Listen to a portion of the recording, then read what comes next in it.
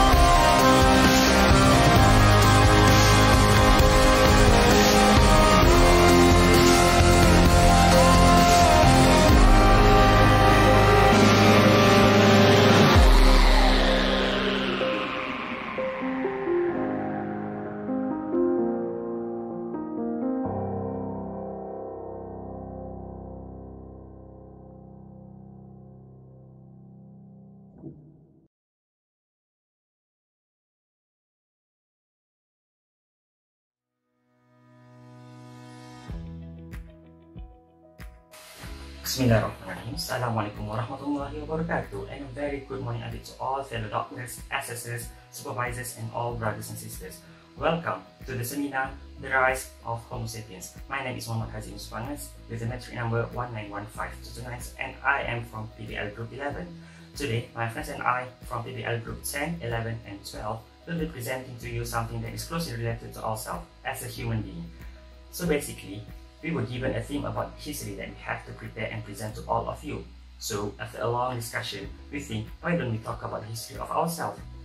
And that's how the title The Rise of Homo Sapiens comes in. By the way, Homo Sapiens is the scientific name of human species, if you don't know. Now, let's take a look at the 5 objectives that we are trying to achieve from today's seminar. Number 1 is to understand the overview of human revolution in Islamic perspective.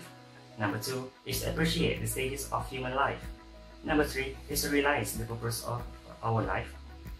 Number 4 is to recognize the effect of misconceptions of our life purposes. And number 5, to comprehend the early rising of human civilization. Before we move further, let me share with you 3 questions that you might have been wondering at least once in the span of your life. Number 1, where are we from? Number 2, why are we here? And number 3, is there any life after death? So, these questions are the foundations of the gist that you are going to get from this seminar. Throughout our presentation, you will eventually find the answers of these questions. Now, let us begin by looking at the comparisons of stages of life between the Western perspective and also the Islamic perspective. Let's begin with the Western perspective first. They begin from the pregnancy stage, where a period of 9 months of development of a zygote into an embryo and then into a fetus and into a preparation of childbirth. Pregnancy was followed by the infancy stage, where at this stage we begin to get all essential vaccines to boost our immunity. Then we grow into toddler years, where we begin to show defiant behavior and started to recognize people and objects. We then grew into childhood, a very rapid stage of physical, mental, and also intellectual developments. Then we move into puberty stage, where our sexual maturation begins. And then we move into the older adolescence, a transitional stage between the childhood and also the adulthood. We then grew into adulthood, where all our physical abilities are at the peak. You can see at this stage where the best athletes comes from at this stage of life, the adulthood. After that, we move into middle age. Perhaps this is where our doctors belongs. This is the stage where we really become mature. And if we live long enough, inshallah, we will move to the old age, where we start to lose our strengths and whatnot. Now, let's compare with the Islamic perspective. It might look much simpler, but it is much more comprehensive. We begin with the spirit world, or the alam world, where human life begins after the 4th lunar month of conception when fetus becomes viable. In the hadith narrated by Abdullah ibn Mas'ud, which I believe all of us memorized in our Titas class from the previous semester, the angel blew the ruh into us in this stage of life. We then move to the alam rahim, the life of the mother's womb. It is a stage of pregnancy, as I have explained in the Western perspective of stages of human life. And then it is followed by the life as a Khalifa and Allah's servants. This is the life of the current and of the present life. You can see from the verse of Surah Al-Zariyat, from the verse 56,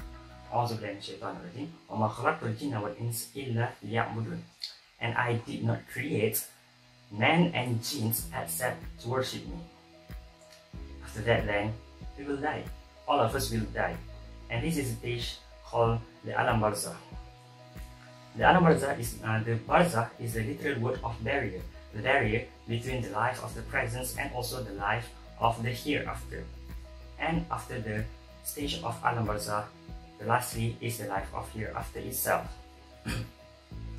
We can clearly see that the Western perspective is much more focused on the life of the present world, whereas the Islamic perspective of human life covers all the way from the presence of us to the life after the death. This is important because it provides us a clear view of what we were in the past and what we are expect in the future. Now, to continue the seminar, I would like to invite the next presenter to explain about the origins of the human species. Thank you.